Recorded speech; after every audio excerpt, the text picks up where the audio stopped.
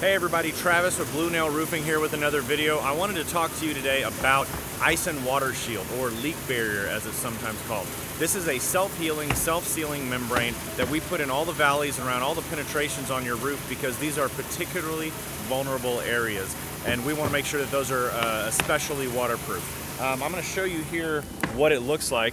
This is a roll of leak barrier that we have here, and you can see in that valley we have it all around right there. So the reason that's particularly important, especially in Texas, is that we have very soft soil here. It shifts a lot, and houses shift a lot. So if you use traditional valley metal, when the house shifts, one side will raise up because the metal will move with the house. But when that house settles back down, the metal will stay up. And we see it all the time when we're walking on roofs. We're walking in the valley and we feel like a give, a crunch to it.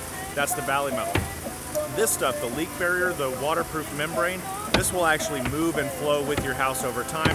So it's one more way that we can make sure that your roof stays waterproof the way it should for the life of that roof. All right, tune in next time for another homeowner tip. This is Travis with Blue Nail Roofing. Check us out at bluenail.com. We're happy to come check out your home, make sure you're in one piece.